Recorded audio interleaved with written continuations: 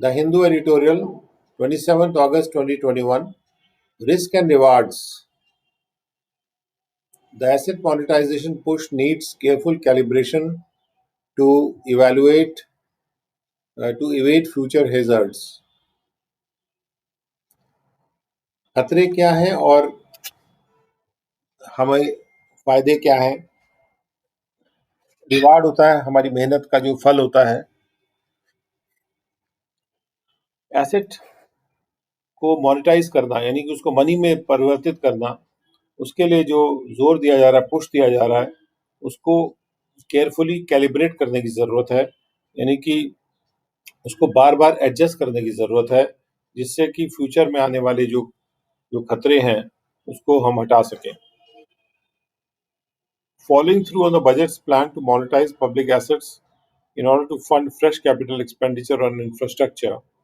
the government has released an exhaustive list of the projects and facilities to be offered to private investors over the next 4 years. Budget में जो योजना बनाई गई थी कि public assets यानी कि जो सरकारी एसेट्स हैं, उनको मोनेटाइज किया जाएगा, यानी मनी में कन्वर्ट किया जाएगा, यानी कि बेचा जाएगा उनको, जिससे कि फ्रेश जो कैपिटल एक्सपेंडिचर है इंफ्रास्ट्रक्चर पे, उसको उसकी फंडिंग की जा सके। उस प्लान पर फॉलो करते हुए, उसका अनुसरण करते हुए सरकार ने एक बहुत ही डिटेल्ड लिस्ट, एग्जॉस्टिव लिस्ट वो लिस्ट होती है जिसके पार और कोई लिस्ट हो नहीं सकती, पूरी कंप्लीट लिस्ट प्रोजेक्ट्स की और फैसिलिटीज की रिलीज की है, जो कि ऑफर किए जाएंगे प्राइवेट इन्वेस्टर्स को अगले 4 सालों के दौरान। What distinguishes it from the new public sector disinvestment policy is that a change of ownership is not envisaged. जो नई पब्लिक सेक्टर की डिसइन्वेस्टमेंट पॉलिसी है, हमारी नीति है, जो पब्लिक सेक्टर को डिसइन्वेस्ट करने की बात करती है, उससे ये जो तरीका है वो इस मामले में फर्क है कि इसमें चेंज ऑफ ओनरशिप को नहीं देखा जा रहा। यानी कि जब हम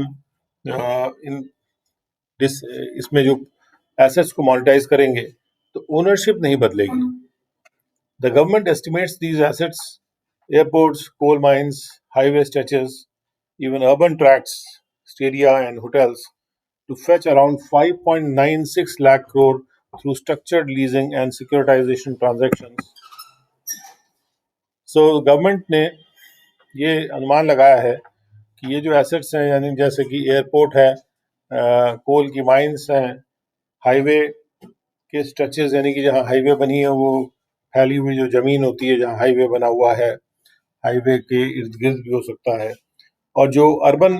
जमीनें हैं, स्टेडियम है, होटल है, इससे 5.96 लाख करोड़ रुपया आएगा, इसको स्ट्रक्चर्ड वे में लीज करके और सिक्योरिटाइजेशन करके इसका। तो जब हम उसको किराए पे उठाएंगे तो किराया आएगा, और इसको सिक्योरिटी के रूप में रखेंगे तो उसके अगेंस्ट हम लोन वगैरह ले सकते हैं। तो इस तरह से चेंज ऑफ ओनरशिप को एनविसर्ज नहीं किया जा रहा, और लीजिंग और सिक्योरिटाइजेशन वाले जो ट्रांजैक्शंस हैं उससे ये पैसा आएगा। This in turn could help fund the national infrastructure pipeline with new projects worth 100 lakh crore. Although the government has said fiscal constraints are not the trigger for this plan. और ये जो पैसा आएगा, इससे मदद मिलेगी हमको कि हम जो हमारी नेशनल इंफ्रास्ट्रक्चर की जो पाइपलाइन बना रहे हैं, पाइपलाइन मतलब जो कतार है जिसमें कि इंफ्रास्ट्रक्चर के प्रोजेक्ट्स हैं, जो नए प्रोजेक्ट्स होंगे, जो कि 100 लाख करोड़ वर्थ के प्रोजेक्ट्स हैं, वैल्यू के प्रोजेक्ट्स हैं, मूल्य के प्रोजेक्ट्स हैं, जिनकी चर्चा हाल में शायद प्रधानमंत्री जी ने भी की थी कि 100 लाख करोड़ के इंफ्रास्ट्रक्चर प्रोजेक्ट लाने हैं। तो ये 100 लाख करोड़ में से जो 6 लाख करोड़ है करीब करीब, ये एसेट्स को मोनेटाइज करके आएगा। लीजिंग से और सिक्योरिटाइजेशन से। हालांकि गवर्नमेंट ने ये कहा है कि इस प्लान का ट्रिगर ये नहीं है कि हम इसलिए नहीं लीज आउट या सिक्योरिटाइज कर रहे हैं कि हमारे पास फिजिकल कंस्ट्रेंट हो गया, पैसे की कमी हो गई है। As finance minister Nirmala Sitharaman has emphasized, these assets or the land therein will not be sold, but private players will be asked to pay for operation and management rights and expected to modernize assets that are either languishing or are simply underutilized. जैसा कि वित्त मंत्री निर्मला सीतारमन ने ये जोर दिया है कि ये जो एसेट्स हैं या इनमें जो लैंड है उनको बेचा नहीं जाएगा, बल्कि जो प्राइवेट प्लेयर्स हैं उनको ये कहा जाएगा कि आप उनके ऑपरेशंस के लिए पेमेंट करिए, और मतलब उस जमीन को जैसे आप अपने ऑपरेशन में यूज करिए और उसके लिए पेमेंट करिए, और उसके जो मैनेजमेंट राइट्स हैं उनका पेमेंट करिए। तो और इससे अपेक्षा ये की जाती है कि हम उन एसेट्स को मॉडर्नाइज भी कर ले जाएंगे, जो कि अभी तक शायद वो ऐसे लटके हुए पड़े थे और निग्लेक्टेड पड़े हुए थे, और वो या फिर वो उतना यूटिलाइज नहीं थे जितना उनका यूटिलाइजेशन, जितना उनका इस्तेमाल होना चाहिए। An infrastructure investment trust structure has already been used this year by the Power Grid Corporation to raise funds against its transmission lines network and could be used for highways, gas pipelines, and railway tracks, including the dedicated freight corridor. Power grid corporation ने पहले ही इस साल में infrastructure investment trust वाला जो structure है, ढांचा है, उसको यूज किया था फंड्स रेज करने के लिए अपनी ट्रांसमिशन लाइंस के नेटवर्क के अगेंस्ट, और इसी तरह के स्ट्रक्चर को यूज किया जा सकता है हाईवेज के लिए, गैस पाइपलाइनों के लिए और रेलवे ट्रैक्स के लिए, रेलवे की पटरियों के लिए भी, और जिसमें कि डेडिकेटेड फ्रेट कॉरिडोर भी शामिल है, यानी कि उनके अगेंस्ट भी इसी स्ट्रक्चर को यूज किया जा सकता है। For ports, mining, railway station, concession agreements laying out the contours for a PPP are proposed. Ports के लिए और माइनिंग के लिए और रेलवे स्टेशन के लिए कंसेशन एग्रीमेंट्स प्रस्तावित की गई हैं, जिसमें कि प्राइवेट पब्लिक पार्टनरशिप के जो कॉन्टूर्स हैं, यानी उनकी जो आसार हैं, वो लेआउट किए गए हैं, लेआउट किए जाएंगे कंसेशन एग्रीमेंट्स में। तो about 88,000 crore is expected from the national monetisation pipeline in this year itself. ये जो नेशनल मोनेटाइजेशन पाइपलाइन बनाई जा रही है 5.96 लाख करोड़ की, इसमें इसी साल में ही 88,000 करोड़ रुपया एक्सपेक्टेड है, अपेक्षित है। In addition to 1.6 lakh, 75 lakh crore already estimated in the budget from the sale of public firms such as Air India and BPCL. और इसके अलावा 1.7 लाख करोड़ जो है पहले से ही अनुमानित कर दिया गया है बजट में कि वो पब्लिक फर्म्स जैसे कि एयर इंडिया और बीपीएससीएल को बेचने से आएगा। While this government is yet to complete a single PSU sale, जबकि ये गवर्नमेंट अभी तक एक भी पीएसयू की सेल नहीं कर पाई है, the risk of adverse audit paras about valuations and processes hang over monetization deals too. तो जो खतरा होता है कि जो हमारा सीएजी है वो ऑडिट पैरा बना देगा, और विपरीत टाइप के ऑडिट पैरा बना देगा कि कितने कितने अमाउंट पे मूल्यांकन किया जा रहा है इन एसेट्स का, जिसको भी सिक्योरिटाइज किया जा रहा है, कितने पैसे में दिया जा रहा है, और जो प्रक्रियाएं क्या हो रही हैं उसको करने की, मोनेटाइज करने की, उस पर ऑडिट करके और ऑडिट पैरा बना देगा, यानी ऑब्जेक्शन कर रिपोर्ट में अपने पेश कर देगा, ऑब्जेक्शन लगा देगा। तो ये जो खतरे हैं ये मोनेटाइजेशन डील्स पर भी हैंग कर रहे हैं, कि जिस तरह से ये गवर्नमेंट के पीएसयू सेल पे हैंग करते रहते हैं, और इस वजह से गवर्नमेंट पीएसयू सेल शायद नहीं कर पा रही है, एक भी अभी तक पीएसयू की सेल नहीं की गई है। ये खतरा इन पर भी मंडराएगा, ये जो मोनेटाइजेशन करने की कोशिश की जा रही है। However, post transaction troubles in outright cells can be of A limited nature. लेकिन जहां पर आउटराइट सेल सीधा सीधा बिक्री कर दी जाती है, वहां पे ट्रांजैक्शन के बाद की जो मुश्किलें हैं वो सीमित नेचर की होती हैं। और यहाँ पर चूंकि हम लोग बिक्री नहीं कर रहे हैं, ट्रांसफर नहीं कर रहे ओनरशिप को, तो इसलिए इसमें ये खतरे हो सकते हैं कि वो प्रॉपर्टी हमारे पास पड़ी, हमने कम रेट पर उसको सिक्योरिटाइज कर रखा है, कम लोन ले रखा है उसके अगेंस्ट, या कम रेट पे ले रखा है, या उसको हमने किराए पे कम रेट में उठा रखा है। इस तरह की प्रॉब्लम्स ऑडिट स्टेज में आ सकती हैं। इस तरह के ऑब्जेक्शन आ सकते हैं। ऑडिट पैरा एक ऑडिट ऑब्जेक्शन होता है जो सीएजी लगाता है। With proposed concession periods running up to 60 years from for some assets, NMP deals, by contrast, could pose a long-term headache if they are not structured with end-user interests in mind, balancing the profit and utility motives. जो प्रस्तावित किए जा रहे हैं concession के period, जो कि 60 साल तक के प्रस्तावित किए जा रहे हैं, जो 60 साल तक रन करने वाले प्रस्तावित किए जा रहे हैं, तो ऐसे जो नेशनल मोनेटाइजेशन पाइपलाइन की जो डील्स हैं, उसके मुकाबले में एक लंबा सिरदर्द बन सकती हैं यदि उनको इस तरह से स्ट्रक्चर नहीं किया जाए कि उसको एंड यूजर जो भी डील्स का है उसके इंटरेस्ट को ध्यान में रखा जाए, या प्रॉफिट को, यूटिलिटी के जो मोटिव होते हैं कि कितना किस तरह से वो इस्तेमाल होगी चीज़ और प्रॉफिट कितना उससे मिल रहा है किसी को, उसके जो मंशाएं हैं उसको अगर बैलेंस करके ये स्ट्रक्चरिंग नहीं की जाएगी तो एक लंबा हेडेक बन सकता है, क्योंकि 60 साल तक के लिए हम इसको करने जा रहे हैं। The sharing of risk and rewards between the public and the private partners needs to be weighed carefully for each sector. और हर सेक्टर के लिए किस तरह से रिस्क और रिवार्ड पब्लिक और प्राइवेट पार्टनर्स के बीच में वे होंगे, खासतौर पर जहां पब्लिक प्राइवेट पार्टनरशिप की बात कर रहे हैं, उसको ध्यानपूर्वक वे करना जरूरी है हर सेक्टर के लिए। Checks and balances are needed for actual infrastructure usage versus projections at the time of bidding. इस बारे में भी चेक और बैलेंस रखने जरूरी होंगे बिडिंग के समय पे। जरूरी होंगे कि एक्चुअल इंफ्रास्ट्रक्चर का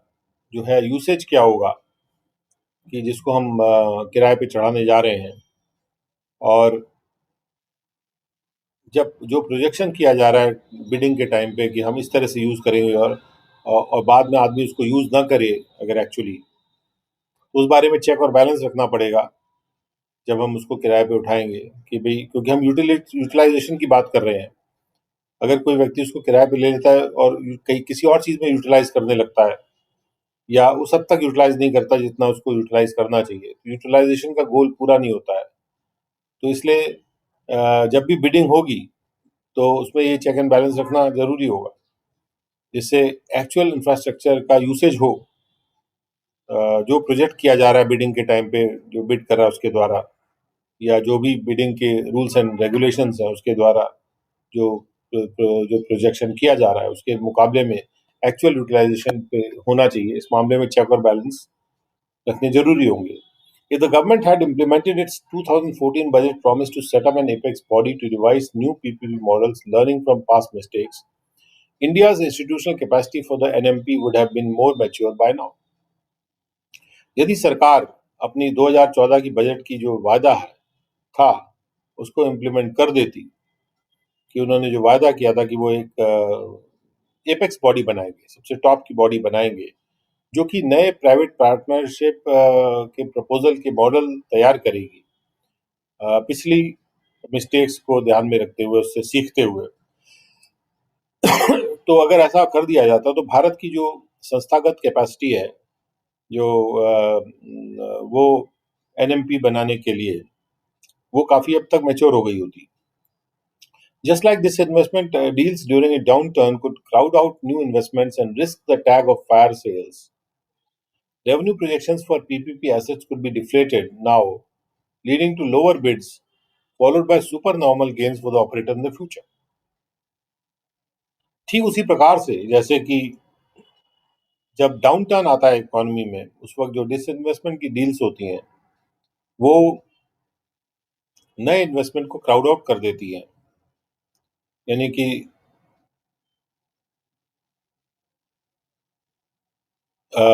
नया इन्वेस्टमेंट हम कर नहीं पाएंगे अगर कम रेट पे हम डिसइन्वेस्टमेंट डील करते हैं। तो डिसइन्वेस्टमेंट डील हो नहीं पाती है जब डाउन टर्न होता है इकोनॉमी का, तो उससे नए इन्वेस्टमेंट नहीं हो पाते हैं। और और दूसरा ये है कि खतरा ये भी होता है कि इसको फायर सेल्स भी कहा का टैग लग जाता है कि भाई ऐसी कौन सी आग लगी थी कि आपने जो है उसको डाउन टर्न में इतने कम प्राइस में बेच दिया। तो जो रेवेन्यू प्रोजेक्शंस हैं पीपीपी के लिए, पीपीपी एसेट्स के लिए, वो भी डिफ्लेट हो सकते हैं, could be deflated now, leading to lower bids. उससे बिड कम आएंगी और उसके बाद जो है, क्योंकि हमारा इकोनॉमी का डाउन टर्न चल रहा है, बिड कम प्राइस पे आ जाएंगी और बाद में सुपर नॉर्मल गेन हो जाएंगे उस ऑपरेटर को फ्यूचर में। तो ऐसे समय में क्या हमको प्राइवेट पार्टनरशिप में पढ़ना चाहिए? Getting the nitty-gritty right is critical for this grand plan. तो इसीलिए एक एक छोटी छोटी चीज को, जो जो प्रैक्टिकल चीज है उसको सही कर देना एक बहुत क्रिटिकल है, बहुत ज्यादा इम्पोर्टेंट है, और उसी पे सब कुछ निर्भर करता है इस ग्रैंड प्लान के लिए। Editorial number 2, learning safely. सुरक्षा से सीखना। As schools prepare to reopen, the focus has to be on vaccination and safe behavior. जैसे जैसे स्कूल्स तैयारी कर रहे हैं खुलने की, तो फोकस इस बात पे होना चाहिए कि वैक्सीनेशन पे फोकस होना चाहिए और सुरक्षापूर्ण व्यवहार पे फोकस होना चाहिए। The centers move to allocate 2 crore coronavirus vaccine doses for universal coverage of all teaching and non-teaching staff in schools by Teachers' Day adds a measure of confidence that resumption of face-to-face classes from September is not fraught with high risk. जो centre का move है कि हम 2 crore corona virus vaccine की doses allocate कर देंगे, universal जो coverage होनी है टीचिंग और नॉन टीचिंग स्टाफ की स्कूल्स में, और ये डोज जो हैं टीचर्स डे तक हम एलोकेट कर देंगे। ये जो सेंटर का मूव है, ये हमारा जो आत्मविश्वास का, जो कॉन्फिडेंस का मेजर है, उसको बढ़ाता है कि फेस टू फेस जो क्लासेस हैं वो फिर से शुरुआत की जा सकेंगी सितंबर से, और इसमें कोई बहुत बड़ा रिस्क नहीं है।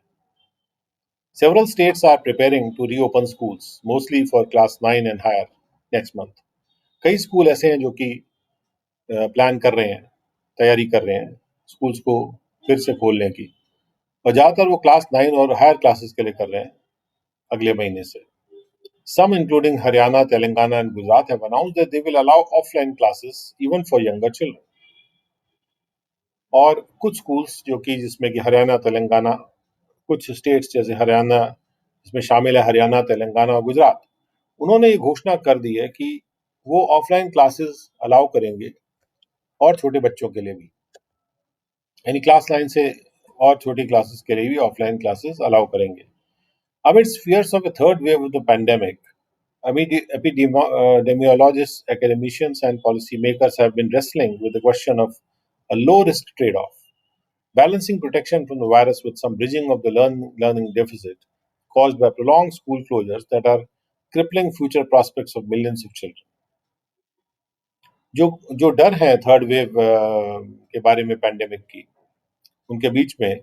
जो एपिडेमिक को स्टडी करते हैं, महामारी को जो स्टडी करते हैं एपिडेमियोलॉजिस्ट, और जो एकेडमिशियंस हैं,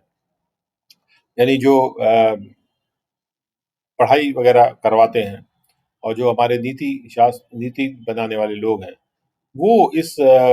सवाल के साथ युद्ध कर रहे हैं, कुश्ती कर रहे हैं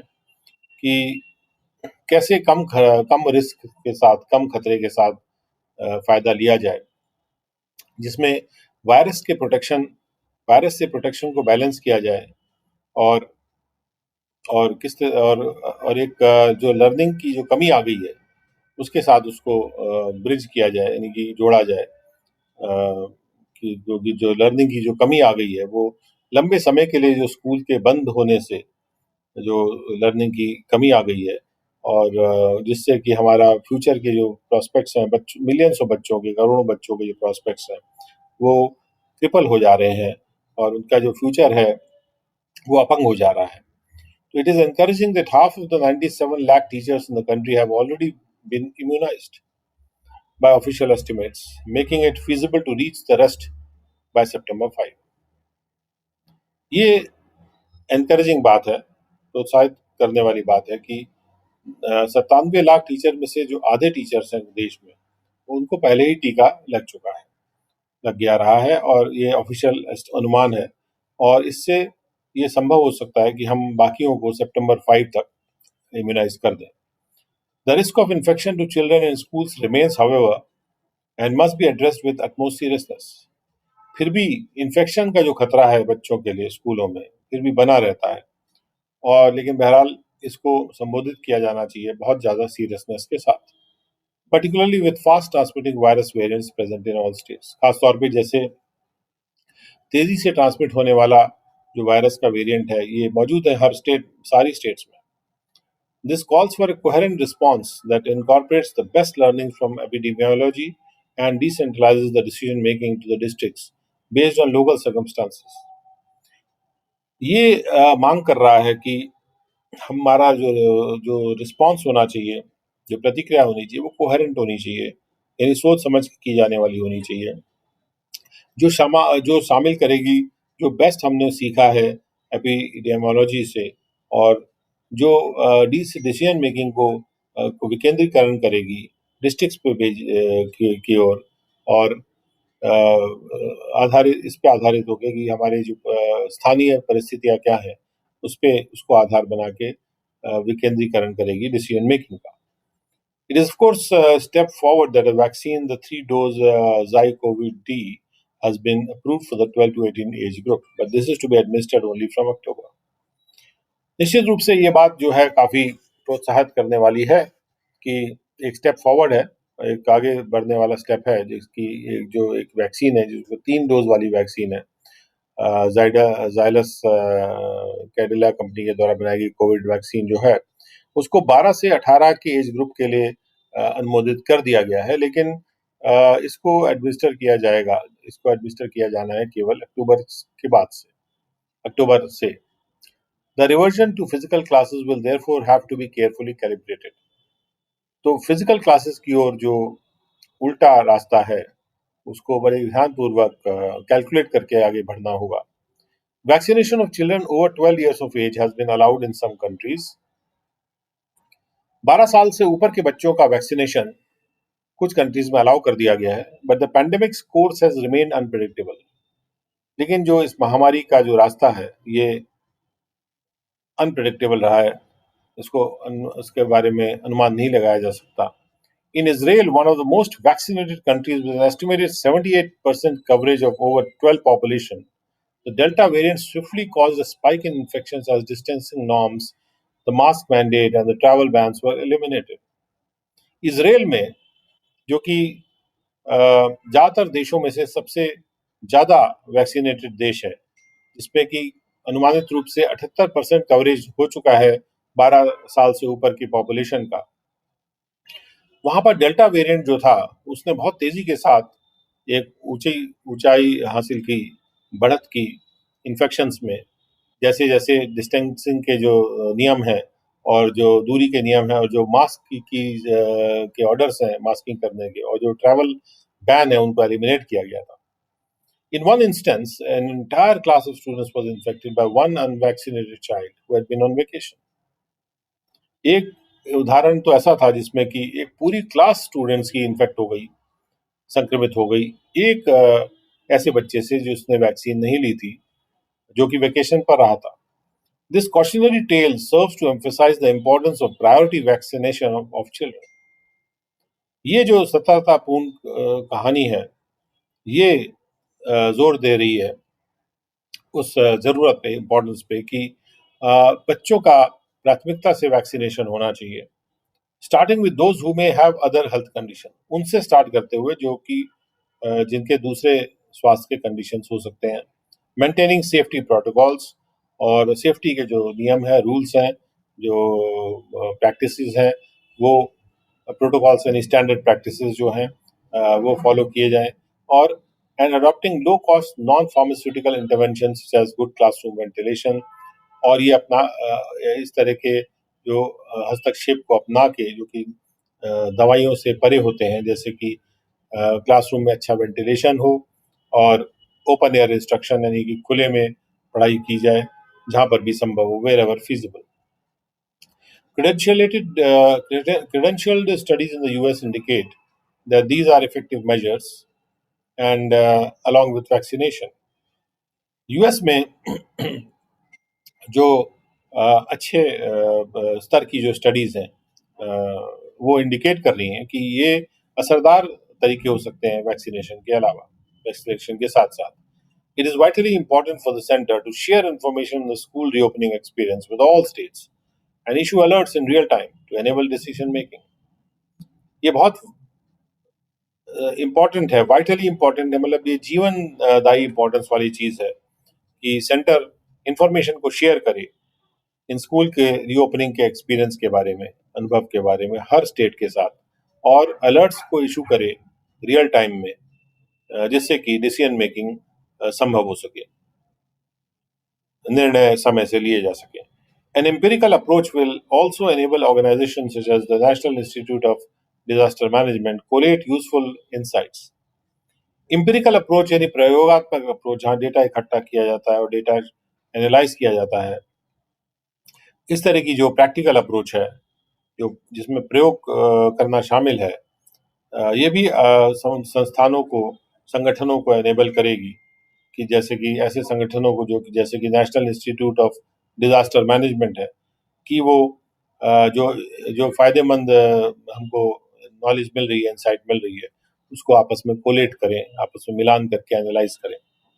विश्लेषण करें, मिलान करके एक साथ रख के. कोलेट करना मतलब एक साथ लाना डेटा को. Parents must be convinced by transparent official measures that the health and education prospects of their children are in safe hands. माता पिता के लिए इस बारे में कन्विंस होना जरूरी है कि जिससे कि और इसके लिए ट्रांसपेरेंट ऑफिशियल तरीके अपनाए जाने चाहिए, जो कि पारदर्शी तरीके हों, कि जो हेल्थ और हेल्थ की पेरेंट्स को इस बात पे कन्विंस होना चाहिए कि उनके जो बच्चों के हेल्थ और एजुकेशन के प्रॉस्पेक्ट्स हैं वो सही और सेफ हाथों में हैं.